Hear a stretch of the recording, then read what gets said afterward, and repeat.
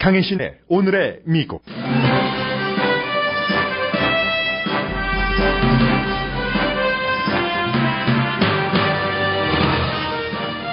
대선 후보 첫 번째 토론에서 이겼다고 평가받는 힐러리 클린턴 후보의 지지도가 조금 올라갔습니다.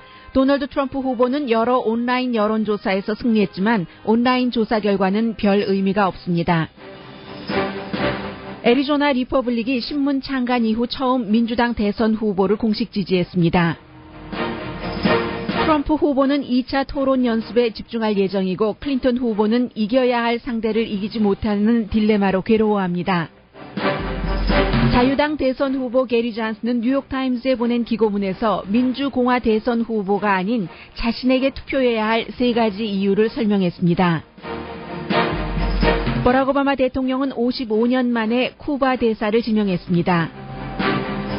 이스라엘 건국의 아버지로 미국 대통령 10명과 외교를 한 시몬 페레스 전 이스라엘 총리가 사망했습니다. 오바마 대통령은 페레스 전 총리를 역사를 이벤트를 넘어 윤리적 상상의 범위로 연장시킨 인물이라고 기억합니다. 노벨 평화상 수상자를 포함한 세계 여성들이 반기문 유엔 사무총장에게 한반도 평화조약을 실현하라는 공개 서한을 보냈습니다. 테슬라의 일론 머스크가 인간을 화성에 머물게 하는 우주계획 실현을 3년 앞당긴다면서 구체적인 내용도 발표했습니다.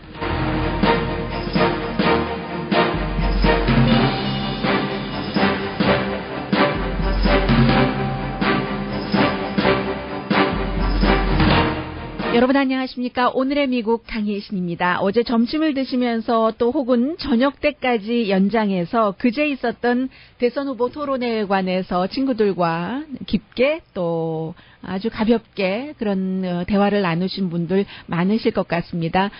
제 주변에서는 퇴근할 때 또 오렌지 카운티에 살고 계시는 분들은 1시간 넘게 운전을 하셔야지 되기 때문에 라디오로 들으셨다면서 직접 그 텔레비전으로 표정을 보는 것과 라디오와의 그 상상의 그 차이 같은 것들을 말씀을 해주시기도 했는데 어느 정도로 인기가 있었냐면요. 탈리반 리더들도 힐러리 클린턴 후보와 도널드 트럼프 후보의 토론을 지켜봤답니다. 그래서 이제 아프가니스탄 탈리반 리더 대변인이 직접 MBC 방송과 인터뷰를 했는데 이제 그 탈리반 하면은 지난 한 20년 동안 수없이 많은 사람들을 살해한 미국의 그야말로 그 적이죠. 이런 그 폭력의 주체인 그룹인데 대단히 관심 있게 지켜봤다고 했습니다. 그런데 아프가니스탄에 대해서 별 얘기가 나오지 않았기 때문에 우리가 대수롭지 않게 생각을 하고 특히 그 도널드 트럼프 후보에게 대해서 어떤 생각이 들었는가라고 얘기하니까 그 트럼프 후보의 입에서 나오는 말은 하나도 진지한 것이 없더라. 이게 이제 그 탈레반 대변인의 얘기입니다.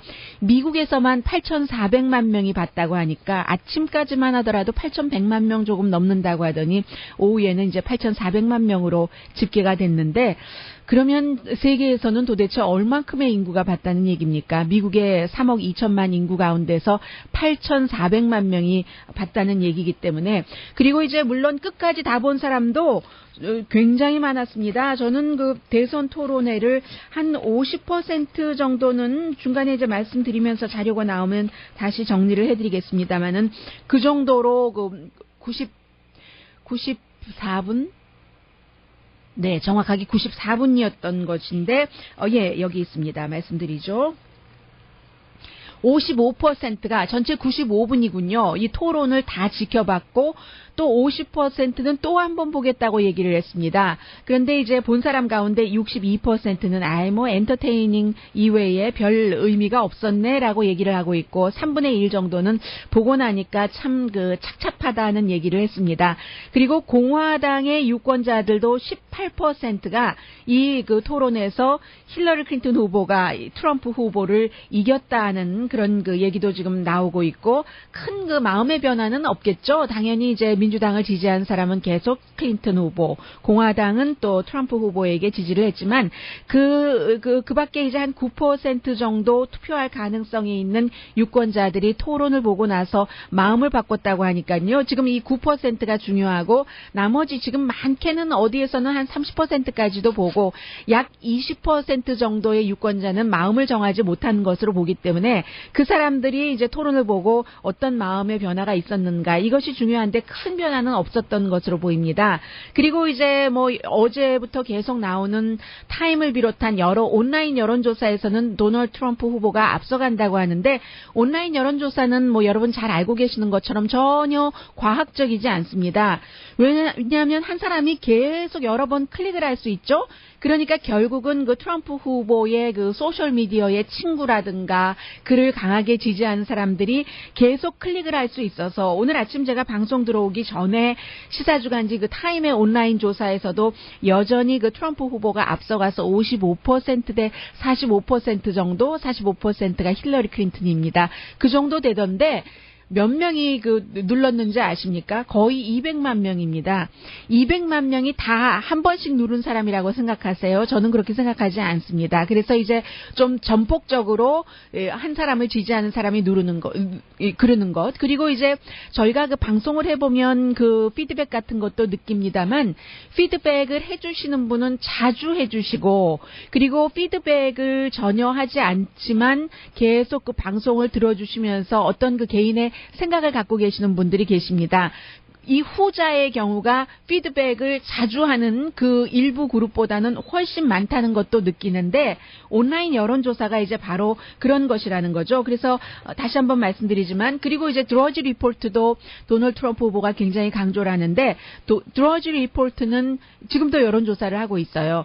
도널드 트럼프 후보를 처음부터 지금까지 완전히 철저하게 완벽하게 노골적으로 드러내고 그 지지하는 그 온라인 그 매체고요. 저도 여러분들께 드러지 리포트를 많이 인용을 해서 전해드리고 있습니다만, 이제 그런 것이기 때문에 내가 이겼다는 그 트럼프 후보의 말은 별로 그 적절하지 않습니다.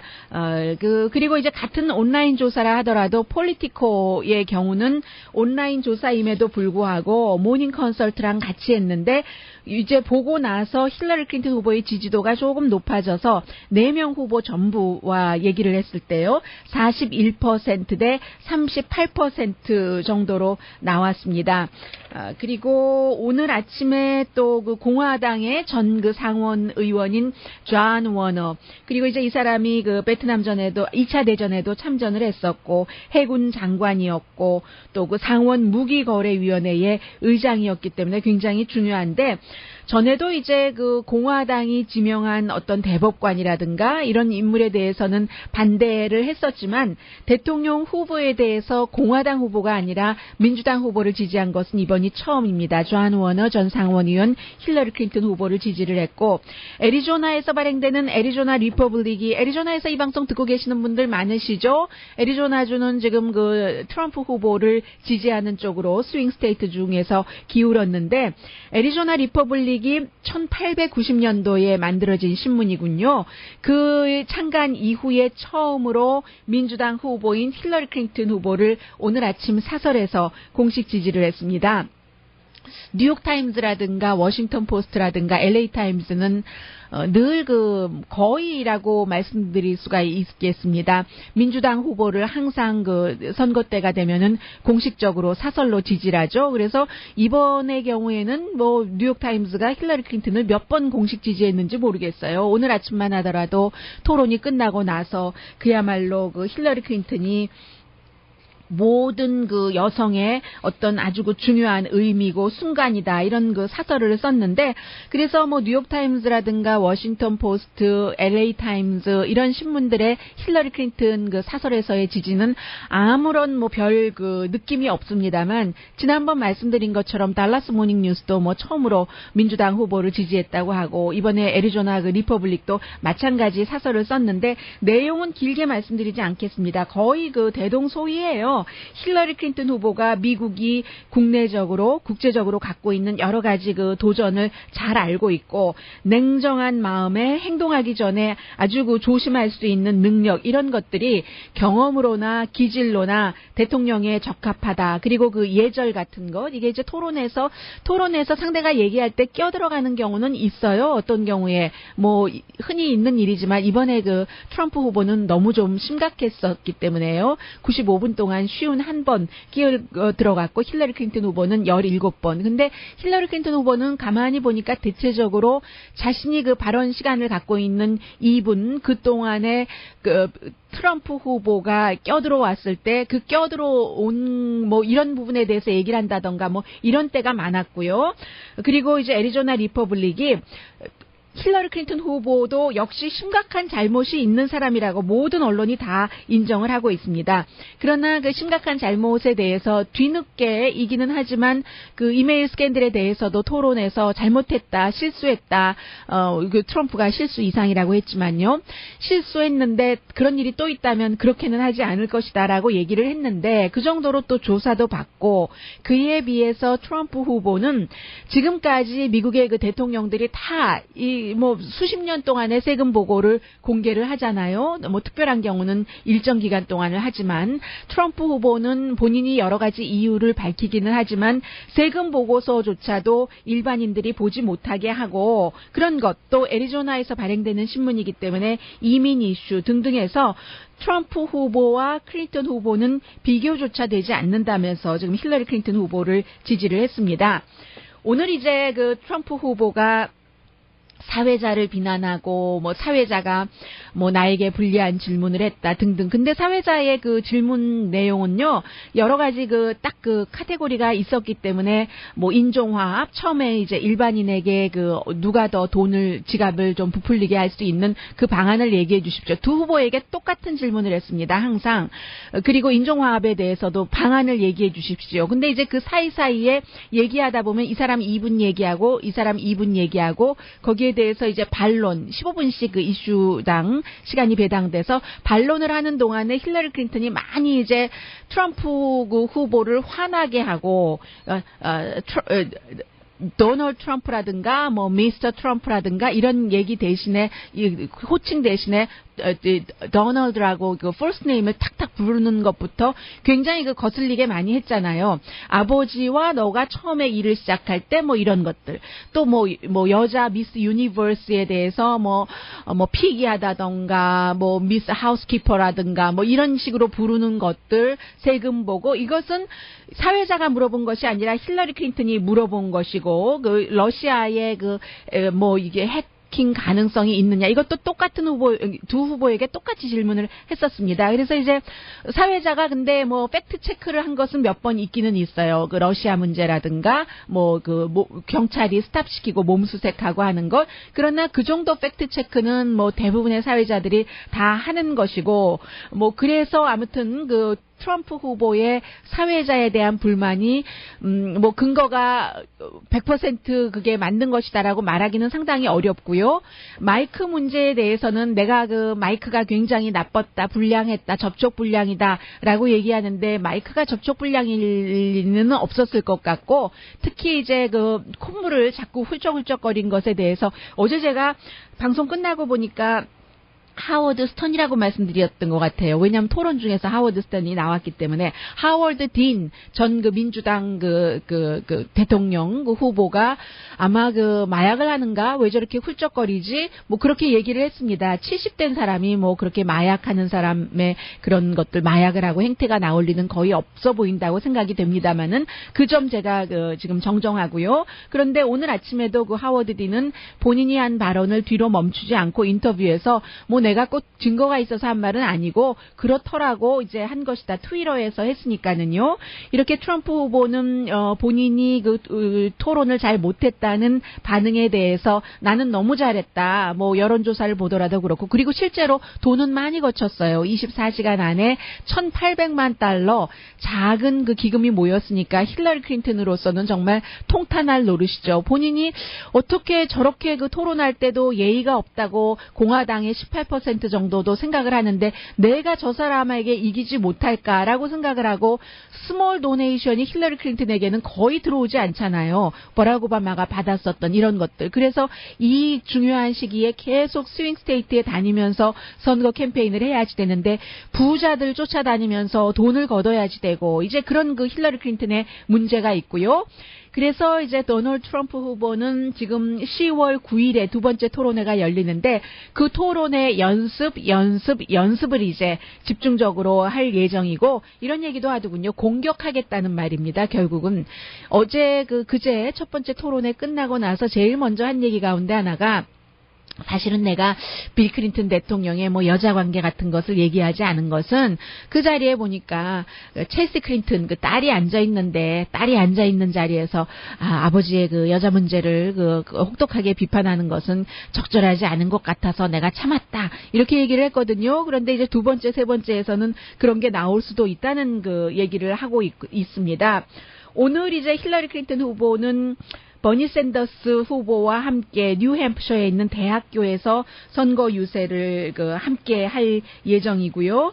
또 그 트럼프 후보가 첫 번째 토론회에서 굉장히 예상했었던 것보다 못했던 이유 가운데 하나는 그 스타일이잖아요. 토론회 스타일 자체가 두 번째는 이제 타운홀 미팅이니까 사람들과 가까이 접촉하고 질문도 받게 될 테고요. 근데 첫 번째는 이제 본인들이 그 초대한 사람들이 나와서 앉아 있긴 했지만 전혀 그 관객석은 이 텔레비전상으로는 잘 보이지 않고 그리고 이제 이런 룰은 언제나 마찬가지죠. 대선 후보 그런 식으로 이제 토론을 할 때는 박수도 치지 않고 반응도 하지 않는 그런 룰이 있습니다만 룰은 항상 또 들어가는 사람들한테 그 룰을 지키겠다고 약속을 받고 관객석에 앉힙니다. 그런데 이제 하도 기가 막히는 얘기들이 많이 나오고 하니까 저절로 사람들도 트럼프 후보가 계속 껴들기 하고 그러면서 사회자에게도 사회자가 사실은 맞는 것을 팩트 체크를 해줬을 때도 너가 틀렸다. 당신이 틀렸어. 아니라니까 하고 이러면서 나중에 내가 힐러리 클린턴보다 그런 질문을 받았을 때였습니다. 사회자가 당신이 힐러리 클린턴보다 국정 운영을 할 때 더 판단력이 좋다고 생각되는 그런 이유를 얘기해 주십시오 하니까 판단력만 좋은 것이 아니라 내가 대통령으로서 기질도 아주 훌륭하다 했을 때 사람들이 저절로 룰을 어기고 막 크게 웃고 말잖아요. 이런 것들.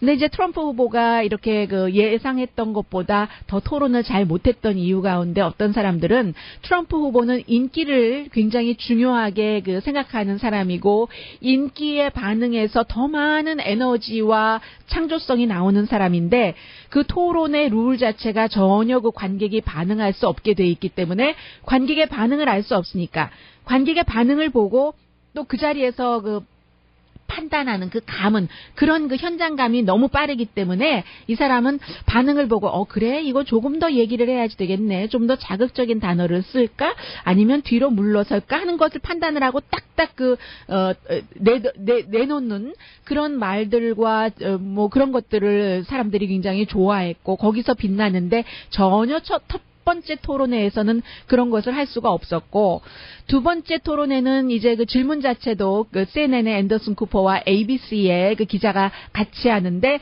이 두 사람이 그래서 온라인에서 질문을 받았습니다. 온라인에서 받아서 가장 인기 있는 질문 가운데서 말하자면 사회자가 전달하는 그런 형태가 되겠네요. 그리고 이제 타운 형식이니까 트럼프 후보가 적어도 첫 번째 토론보다는 잘할 그런 확률이 굉장히 많다고도 말씀드릴 수 있고요.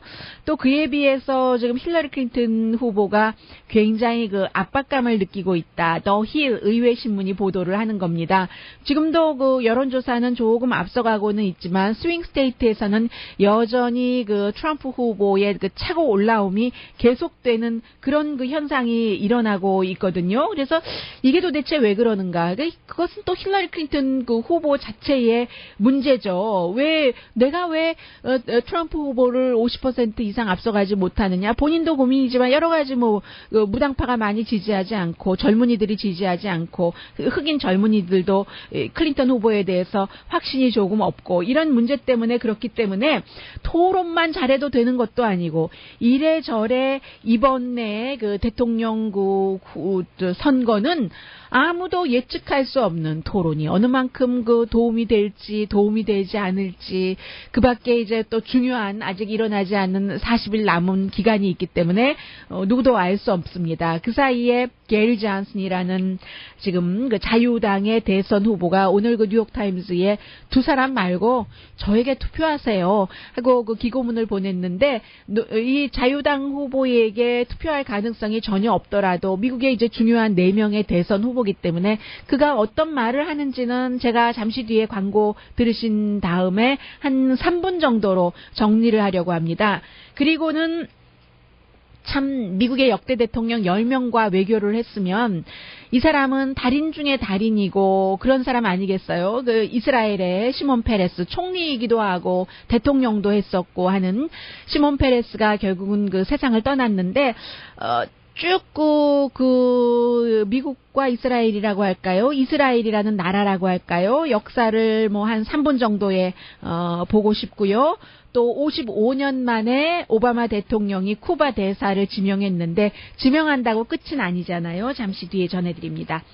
오늘의 미국은 전문가가 추천하는 이민법, 가정법 전문 제인정 종합법률 사무소, 자동차 에어컨 점검과 수리 최저 가격을 보장하는 금호 타이어 전문 스토어 부에나파게 타이어스 포유, 건강하고 아름답게 나만의 시간을 즐길 수 있는 위스파, LA 최고의 찜질방 위스파, 편한 마음으로 맡기면 모든 치아 문제를 해결하는 아로마센터 2층의 종합치과 이편한치과, 한국에서의 명성 그대로 한약 잘 짓는 현대판 대장금이 진료하는 제중한의원 공동후원입니다.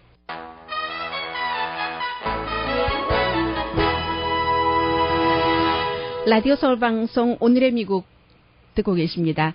네, 제가 조금 전에 한 2초쯤 늦었잖아요. 왜냐하면 왼쪽에 컴퓨터로 아주 재밌는 그리고 의미가 있겠네, 여러분들께 전해드리면 좋겠네 하는 기사를 읽고 있었습니다. 여기까지 읽었어요. 전해드리자면 66세인 아티스트가 68세인 내과 의사와 42년을 같이 뭐 지내고 결혼하고 했는데 지금 그 남편에게 이혼을 요청을 한 겁니다. 그래서 로스앤젤레스 타임즈의 이 제목이 왜 할머니가 이혼을 원할까라는 것이거든요. 거기까지 읽었고 조금 더 읽었는데 제가 다음 광고 나갈 때 또 읽고 전해드리겠습니다. 네, 우선은 버락 오바마 대통령이 아바나와 국교 정상회의를 한다 하고 미국 대사관을 오픈을 했었던 때가 2015년 지난해였습니다. 그래서 그곳에 갔죠. 그때 갔을 때도 어디선가 테러가 발생해서 파리에서였던가요. 그래서 뉴스가 많이 가려지기는 했었는데 그 뒤에 55년 만에 존 F 케네디 대통령 때의 험악한 두 나라 관계 이후에 처음으로 이제 대사관은 오픈했는데 대사를 지명을 한 겁니다. 제프리 드로렌티스. 지금까지 아바나 대사관에서 최고 책임자로서 대사라는 이름 없이 국교 관계가 그동안 중단됐었으니까요. 일을 했었고, 그리고 실제로 91년도 그때부터 오랜 동안 국무부에서도 일을 하면서 결국은 쿠바와 미국과의 국교 정상화에 큰 힘도 실어줬고, 그리고 산 증인이기도 하고 그런 사람이죠. 그래서 오바마 대통령이 얘기하기는 이렇게 국교 정상화를 더 실제적인 것으로 끌어올리기 위해서는 우리가 대사가 필요하다라고 얘기를 하고는 있지만 이게 지금 미국에서 공화당이 굉장히 싫어하는 이슈 가운데 하나잖아요. 왜 그런 나라와 인권이 그 모양인데 국교 관계를 수립을 하느냐. 특히 이제 상원 인준이 필요한 자리이기 때문에 상원 의원 가운데서 트럼프 후보에게 그야말로 나가 떨어지고만 마르코 루비오, 테드 크루즈 지난 주말에 도널드 트럼프 후보를 공식적으로 지지했죠. 그리고 나서 페이스북에다가 지지하는 몇 가지 이유까지 썼던데요. 이 두 후보가 이 마르코 루비오 후보는 아빠 엄마가 다 쿠바계이고, 그리고 테드 크루즈는 아빠가 쿠바계고 엄마는 델라웨어에서 태어난 아이리시 이탈리안입니다. 그래서 이제 이 두 후보가 결사적으로 반대를 하고 이 테드 크루즈 후보 같은 경우는 이거 완전히 불락시킬 것이다라고 얘기를 하고 있거든요. 앞서 말씀드린 것처럼 인권 문제 때문인데 마르코 루비오 그 후보 그 상원 의원 이번에 그 재선 그 11월 달에 문안이 될 것으로 보이는 마르코 루비오 의원은 6월 달에 존 케리 국무장관에게 공식적으로 안 된다 하고 편지까지 보냈습니다. 그러니까 이게 그 쿠바 태생이지만 아니 아버지 어머니가 쿠바 태생이지만 그 아버지 어머니가 사실은 그 피델 카스트로가 그 정치적으로 집권하기 전에 미국으로 이민을 왔거든요. 56년이니까 피델 카스트로가 59년이잖아요. 그리고 이제 테드 크루즈의 경우는 테드 크루즈의 할아버지가 스페인에서 쿠바로 이민을 갔다가 아버지도 쿠바에서 태어났기는 했지만 57년도에 텍사스 유니버시티에서 공부하기 위해서 텍사스에 왔다가 이제 뭐 학생 비자 끝나고 나서 59년도에 피델 카스트로 집권하고 뭐 난민 신청하고 뭐 안 간 그런 케이스거든요. 두 명의 그야말로 대통령 예비선거 후보였던 사람이 그 인준에 반대한다 하기 때문에 누가 들어가도 이것은 이제 인준에 반대한다는 얘기인데 그러므로 인해서 결국은 이번 그 선거에서는 대통령뿐만이 아니라 상원 의원, 그 하원 의원 선거도 도대체 이게 지금 그 공화당이 계속 그 다수당을 지킬 수 있는가? 그리고 대통령이 누가 되느냐? 이게 참 아주 교차돼서 애매모호하게 아주 그 중요한 시점입니다. 시몬 페레스 이스라엘 총리가 사망을 한 것은 뭐 세계적인 뉴스죠. 이스라엘이 세계에서 가장 나이가 젊은 나라 중에 하나잖아요. 뭐 40년대 말부터 독립운동하기 시작했고 지금 70살도 채 안 된. 그런데 그때부터 67년 이 사람이 그 공직자 정치인의 경험이 있기 때문에 그러면 거의 그 나라의 태생과 마찬가지라는 그런 얘기. 그 나라가 건국될 때는 그 건국의 아버지들을 도와서 일했고 그 뒤부터 이제 본격적으로 일을 하기 시작을 했는데 원래는 그 폴란드에서 태어났어요. 그런데 11살 때 이제 그 폴란드에서 그 당시에는 팔레스타인 쪽으로 온 건데 그때 그 팔레스타인은 영국이 지배하던 그래서 이제 영국이 이렇게 그 다스리고 있는 관리하고 있는 학교에도 다니고 했었죠. 우리가 이제 시몬 페레스 하면 오슬로 협정으로 잘 알려져 있고 이스라엘의 그 대통령 또 그 총리로 알려져 있지만 67년이나 이렇게 그 정치 공직 생활을 하면서 미국과 많은 연관이 있었던 사람이기도 하고요. 93세로 심장 질환으로 결국은 그 사망을 했는데 이제 그 1923년도에 태어났습니다. 폴란드에 지금은 이제 그 벨라루스 그 지역에서 태어나서 말씀드린 것처럼 팔레스타인 그쪽으로 1932년도에 가서 그리고 나서는 이제 이 사람이 원래부터 이제 막 승승장구를 했었던 그런 것은 아니에요. 그러나 이제 어쨌든 그 국방장관을 하고 국방부를 사실은 만든 그런 첫 번째 사람이나 마찬가지이기도 하고요.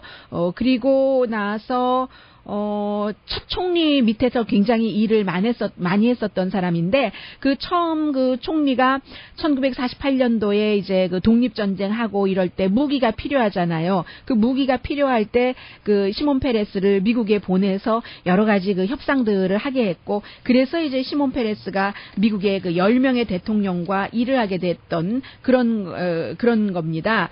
그래서 본격적으로 일한 것이요.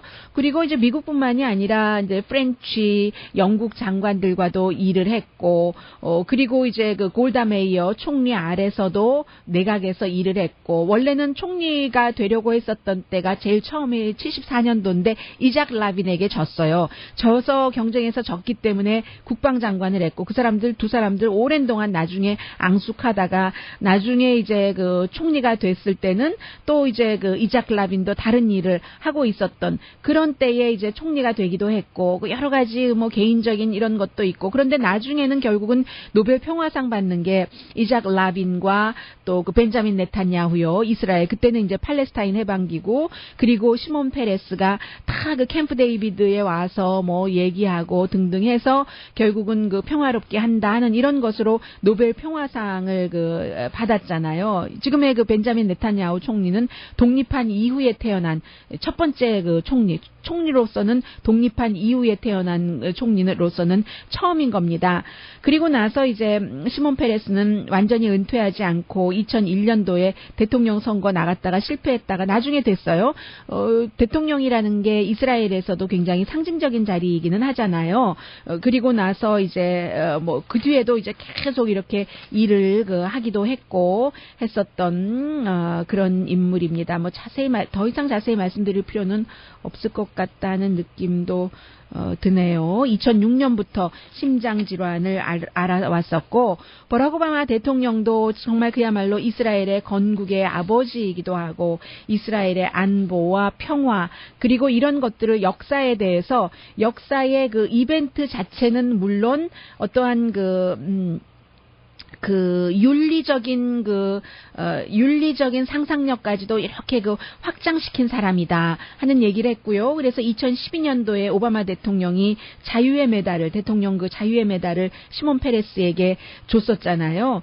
오바마 대통령이 상원 의원이었을 때 예루살렘에 가서 이 시몬 페레스를 만났는데 그때 충고를 했답니다. 모든 사람들이 다 그렇게 얘기하잖아요. 미래는 젊은이에게 달려있다. 이렇게 말하는데 그 당시에 시몬 페레스는 이 이스라엘의 미래를 나에게 맡겨라. 나는 아직도 시간이 있다. 이렇게 얘기를 했었던 사람이고 미국의 존 F 케네디 때부터 10명이니까 존슨, 닉슨, 포드, 카터, 부시, 클린턴, 또 부시, 오바마. 한 명이 빠지는데 누구죠? 로널드 레이건. 이렇게 일을 했었던 사람이 시몬 페레스. 그리고 가장 이제 중요하게 느껴지는 것은 사실은 팔레스타인 해방기구가 가자에서 가자를 직접 통치할 수 있도록 서한 지구의 파트인 그것을 이제 허용을 했었던 인물이 시몬 페레스입니다.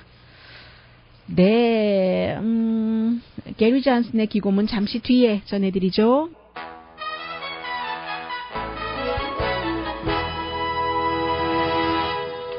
라디오 서울 방송 오늘의 미국 듣고 계십니다. 네, 이 게리 존슨이라는 미국의 자유당의 후보가 오늘 뉴욕타임즈에 기고문을 보내서 깊은 숨을 쉬시고 대안을 찾으세요. 제3의 길이 있답니다. 접니다. 미국이라는 나라, 내가 생각하는 미국은 선택의 자유, 그리고 꿈을 추구할 자유 이런 것들이 있는데 꼭 빨간색, 파란색 두 가지 중에 하나를 선택해야지 되는 것이 아닙니다. 여러분들 월요일에 대통령 후보 토론회 보셨죠? 이 자유당의 게리 존슨과 저의 러닝메이트 빌 웰드가 여러분이 선택하실 분입니다. 이 자유당의 게리 존슨은 매사추세츠의 빌 웰드가 매사추세츠 주지사를 지냈고 게리 존슨은 뉴멕시코의 주지사 2번 지냈잖아요. 그리고 비즈니스맨이고 작가고 뉴멕시코에서 가장 큰 건축회사를 운영을 했다고 하죠. 그래서 지금 양극화가 돼 있는데 만약에 본인이 대통령이 된다면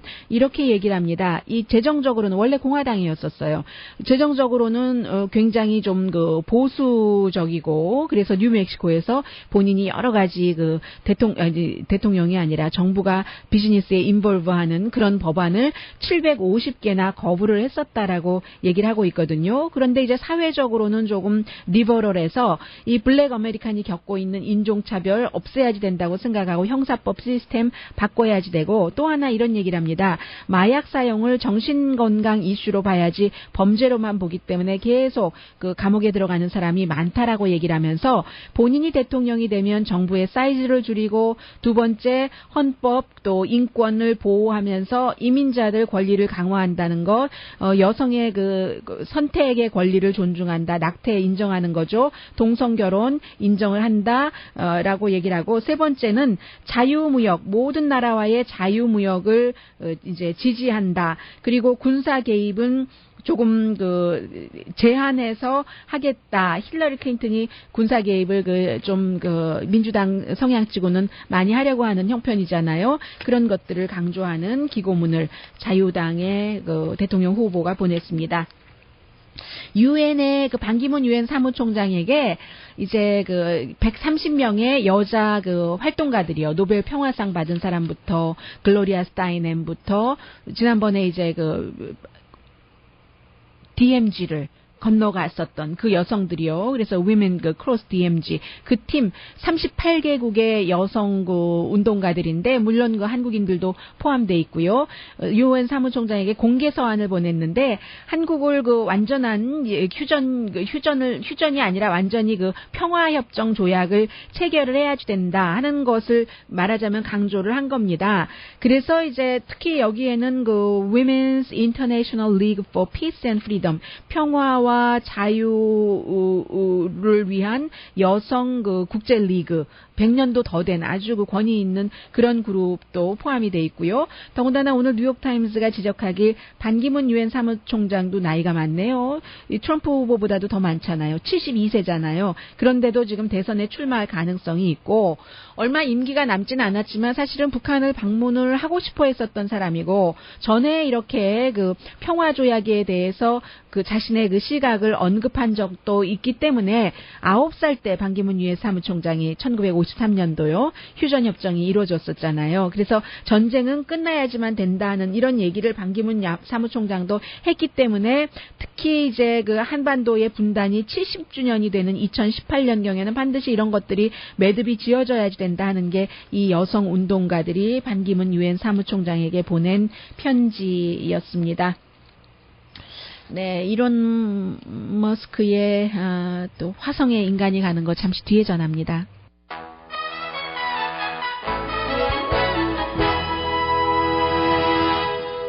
라디오 서울 방송 오늘의 미국 듣고 계십니다. 테슬라의 그 일론 머스크 CEO가 이제 민간 그 항공 회사를 갖고 있잖아요. 스페이스X라는 회사인데 어제 그 멕시코에서 그 과달라하나에서 67회 국제우주공학 회의가 열렸답니다. 우주공학 회의에서 이제 기조연설을 하게 됐는데 원래 2025년경에 화성에 처음으로 이제 그 사람을 보내는 그런 이제 우주선 타고 가는 거예요. 우리가 스페이스쉽 타고 뭐 스타워즈 이런 게 아니라 현실이 되는 겁니다. 그런 것에 대해서 발표를 했었는데 그것을 3년 당겨서 2022년부터 시작을 한다고 얘기를 하고 있거든요. 그래서 오려면 올 수도 있어요. 오는 사람 원웨이 티켓 값 내고 올 때는 무료래요. 올 땐 무료인데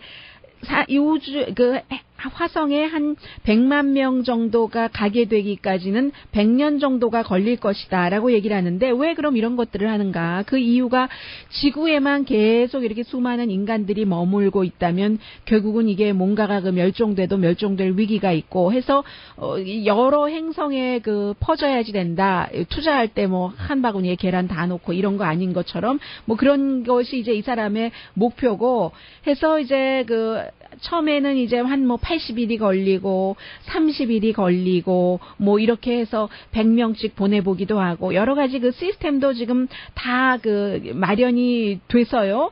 예를 들어서 한번 이렇게 딱 그 우주에 가잖아요. 그러면 돌아오는 연료의 경우는 화성에 물이 있고 그리고 이제 이산화탄소가 있기 때문에 그곳에서 직접 그 연료도 만들고 뿐만이 아니라 발사체 같은 것도 현지에서 생산을 한다는 얘기거든요. 그래서 이제 지금 앞으로 그 4년 안에 구체적으로 좀 확실한 그 테스트를 해서 2020년부터 본격적으로 시행을 하겠다는 얘기인데 그 첫 번째 그 우주선 이름을 Heart of Gold라고 붙였어요. 누구죠?